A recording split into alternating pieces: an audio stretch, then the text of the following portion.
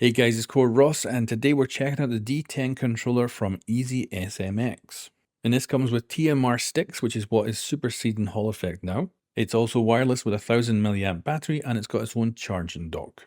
And it comes in two colors, either Far Out Purple, which is what we're unboxing, or Withering Green, which I think reminds me of Master Chief. And the packaging is pretty good. I think it will easily survive some long distance shipping. And you can see here the dock in the bottom.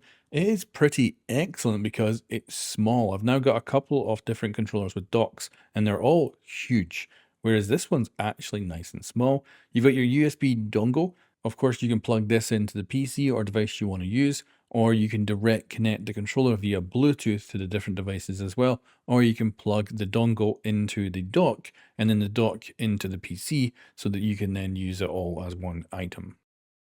The recharging dock is also very nice. I've had a controller where the charging dock was like a cheaper plastic. This thing is exactly the same as the controller, so it feels like one simple unit. And it's also got some lovely non-stick feet in the bottom, so this just feels way better than other ones I've used so far. And of course, what you get in the box is the controller, the dongle, the dock, a USB Type-C to Type-A cable, and a manual. And then the thing I like about these controllers is they have no software to download onto your PC. Instead, everything's customized with the actual mode button on the controller itself. And let's talk support. So like many third-party controllers, it supports PC, Switch, Android, and iOS.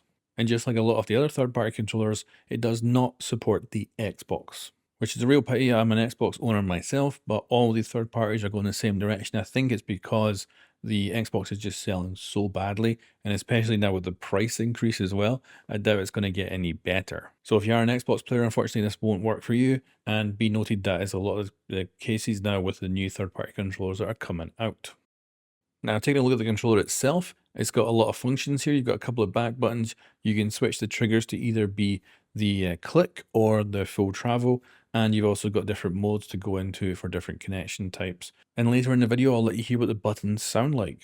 And then this controller has a major upgrade over the other controllers I've been checking out recently, which is the D-pad. Finally, getting some upgrades on the D-pad, because so many of the third-party ones just have your standard cross, which means if you hit left or right, there's a good chance you'll also accidentally go up or down. So this one is actually finally getting to the point where the D-pad is improving. And that was the only kind of thing holding back the third-party controllers over the first-party ones. And I feel like they're finally catching up on the D-pad. So I'm really freaking happy about this. So let's go ahead and plug all of this in and check it out. So as you can see, it's got some very snazzy RGB, which you can change by holding down the mode button and then pressing in the right thumbstick to change modes. And you've got a few different modes to choose from. And then you can also change the solid color here with the two thumbsticks in to different colors.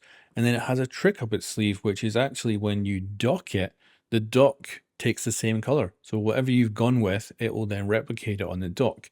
And I think it actually looks really quite decent. As when I first seen images of this, I was like, I wonder how this is going to look in person, because I wasn't quite sure. But in person, it's actually quite tasteful. And then let's talk about usability. So I've been using this controller for over a week now and having a lot of fun, mainly been playing stuff like Rainbow Six Siege, but I've also been doing some more casual stuff like Mudrunner's Expeditions, and so far this controller has held up really well and definitely noticing the better D-pad. And the sticks have been super accurate, and with them using the technology which is superseding the Hall effect stuff now, I think this controller will last a very long time. So now I'll let you hear the buttons in action, and then we'll end with a conclusion which has one negative.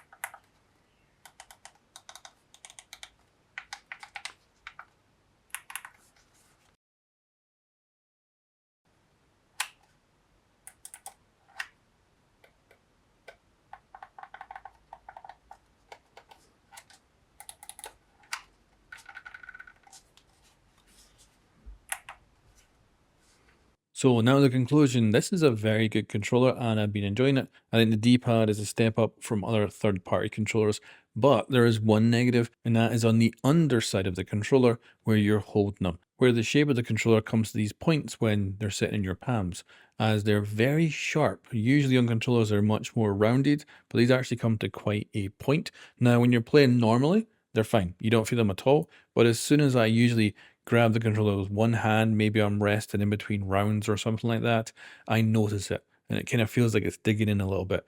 It's a minor thing, because most of the time it's not an issue, but I would love for this to be a bit more rounded in future controllers.